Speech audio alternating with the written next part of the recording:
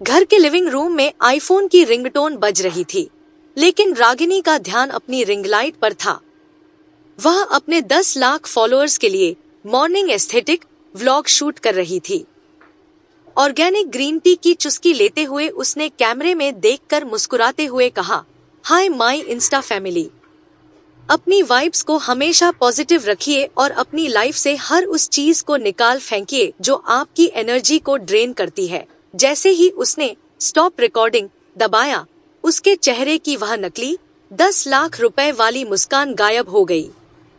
उसने living room के कोने में बैठे अपने ससुर हरिप्रसाद को देखा। हरिप्रसाद जी हाथ में पीतल का पुराना लोटा लिए तुलसी के पौधे में पानी डाल रहे थे। उनके पैरों में खादी की चप्पलें थीं, जो फर्श पर चरर चरर की आवाज कर रही थी। रागिनी ने गहरी सांस ली, अपने महंगे मैनिक्योर वाले नाखूनों को देखा और हरिप्रसाद के पास जाकर खड़ी हो गई। बाबूजी, रागिनी की आवाज में मिठास कम और कड़कपन ज्यादा था। मैंने आपसे परसों भी कहा था, यह घर अब एक मॉडर्न कोलिविंग स्पेस में बदल रहा है। अगले हफ्ते मेरा इंटरनेशनल लाइफस्टाइल मैगजीन के लिए फोटोशूट है। आपके ये पुराने संदूक, ये खादी के कुर्ते और आपकी ये दवाइयों की शीशियां, ये सब मेरे फ्रेम की वाइब खराब कर रहे हैं।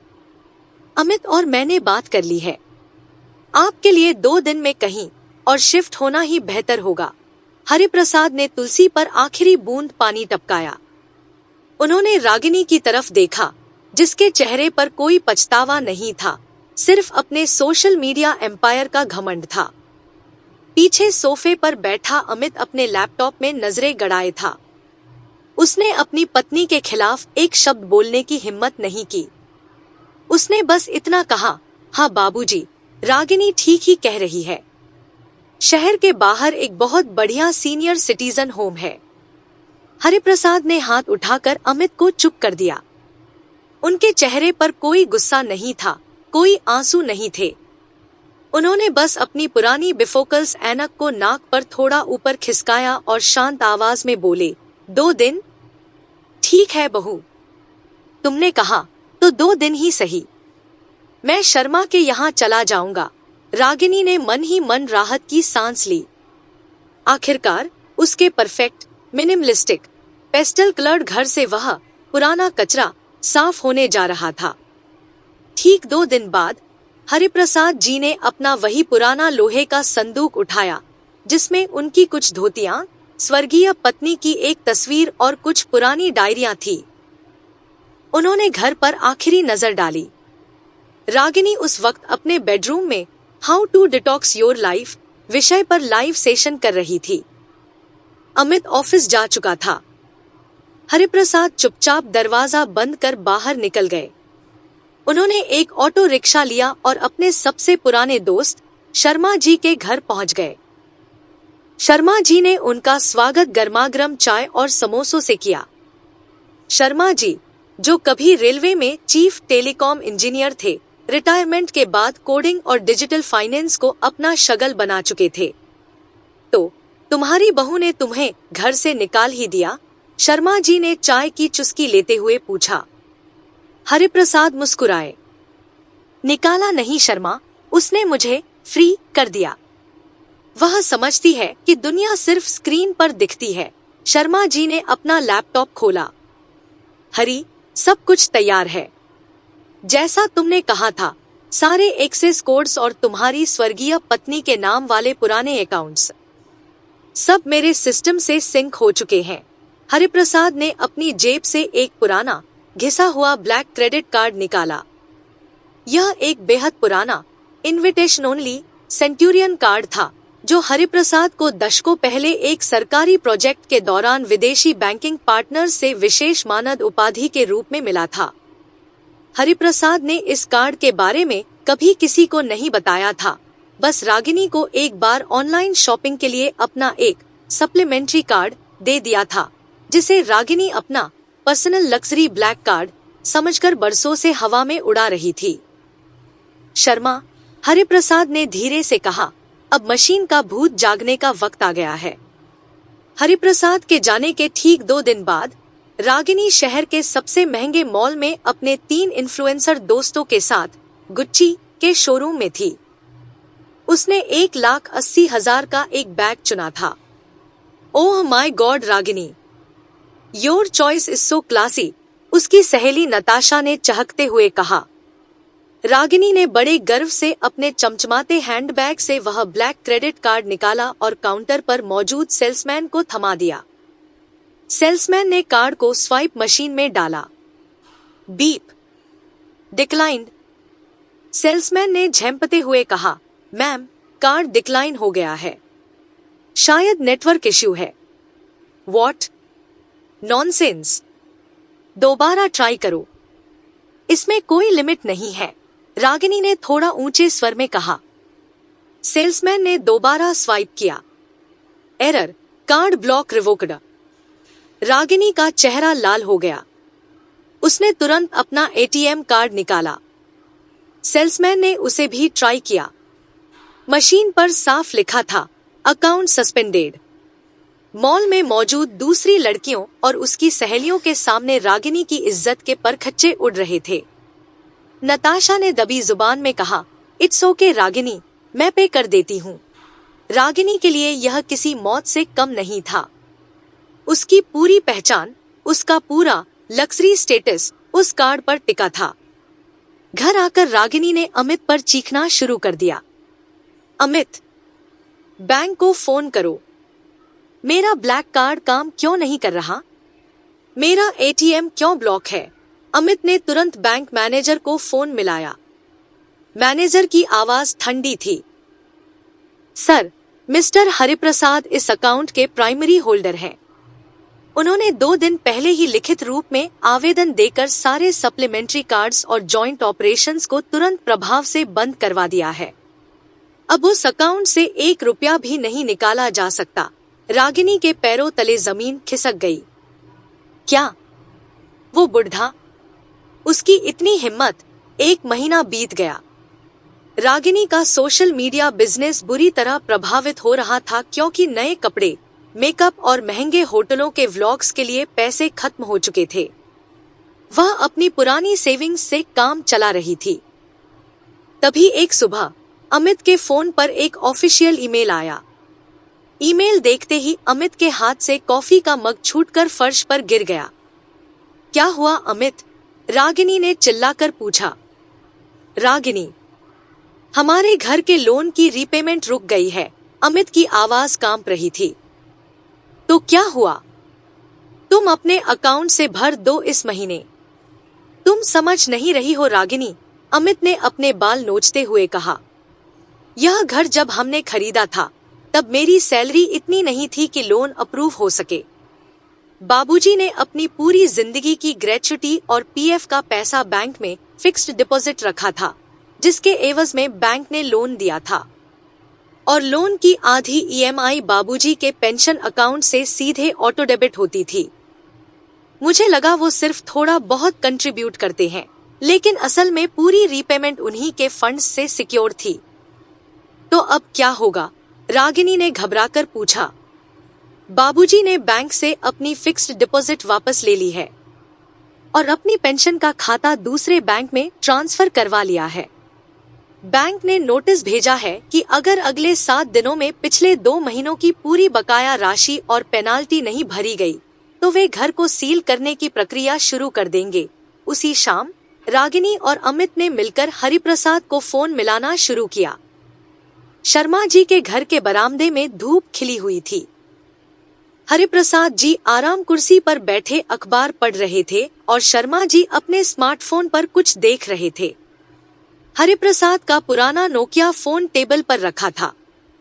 वह लगातार वाइब्रेट हो रहा था। स्क्रीन पर बार बार अमित और रागिनी का नाम चमक रहा था। हरि, शर्मा जी ने हंसते हुए कहा, गिनती देख रहे हो? अमित के 32 और तुम्हारी लाडली बहू के 24 कॉल्स। पूरे 56 मिस्ड कॉल्स हो चुके हैं पिछले 3 घंटों में। हरिप्रसाद ने अखबार के ऊपर से देखा।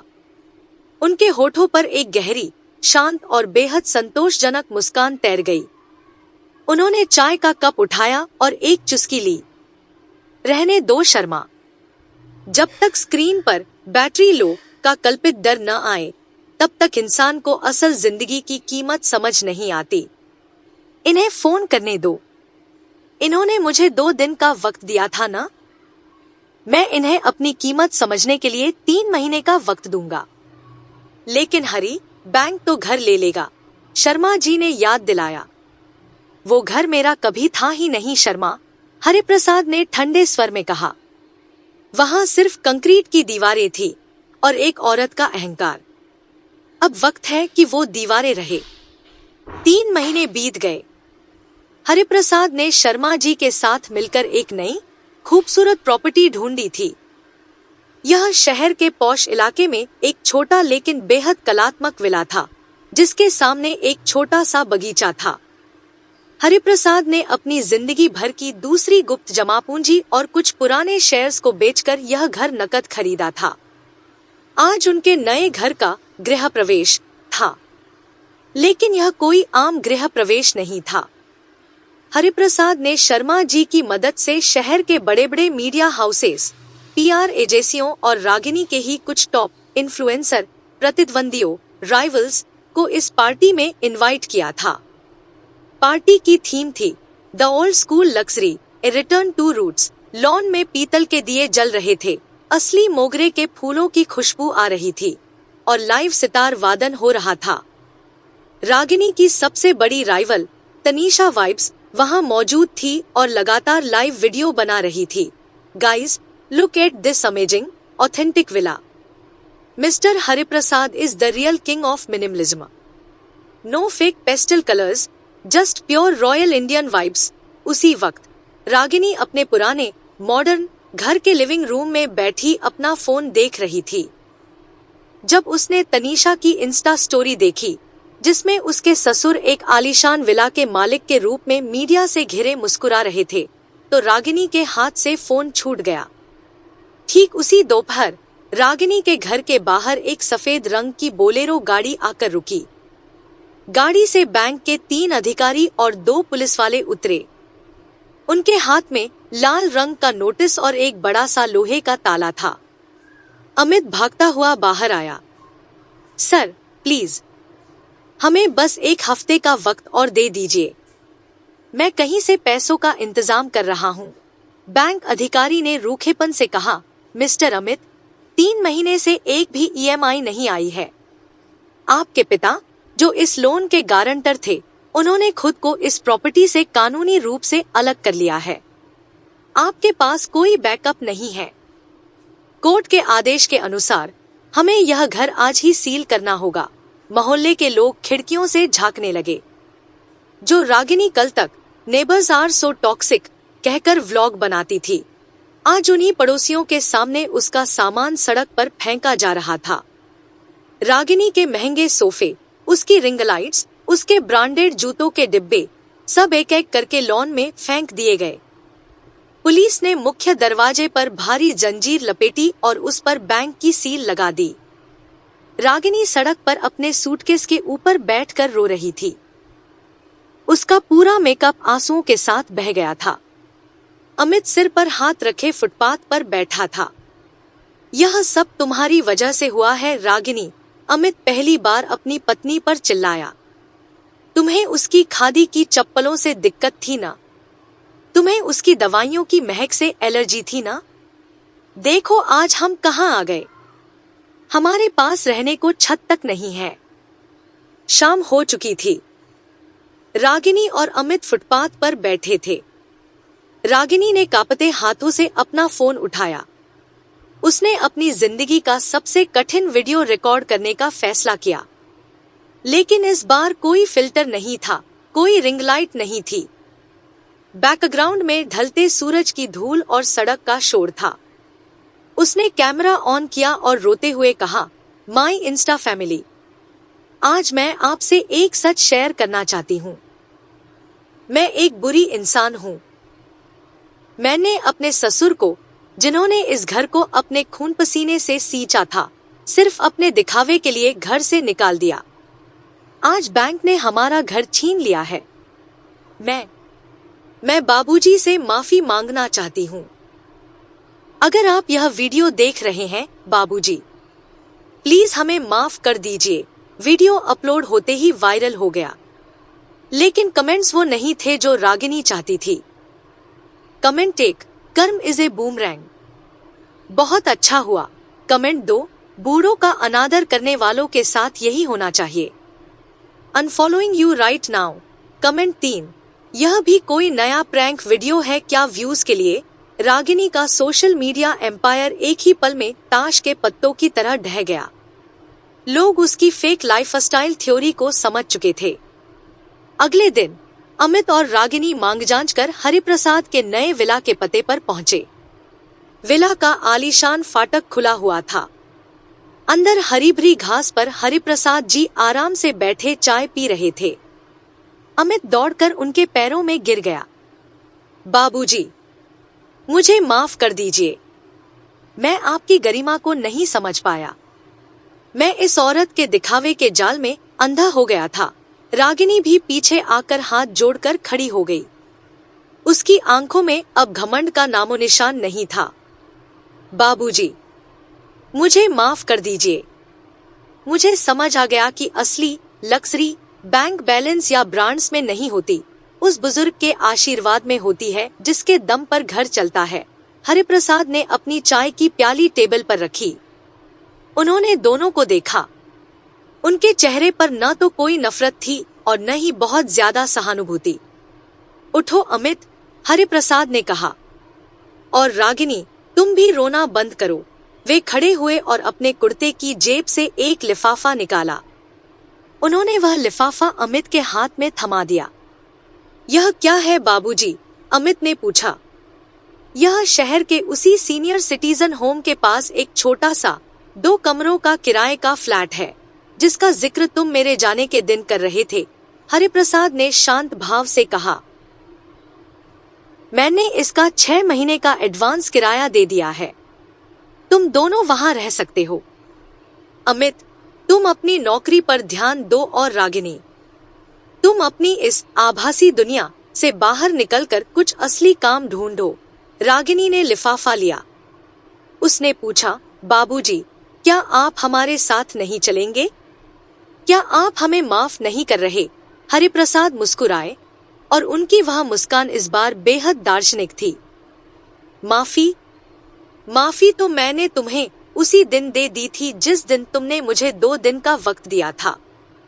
लेकिन बच्चों, घर दीवारों से नहीं, इंसान की नीयत से बनता है।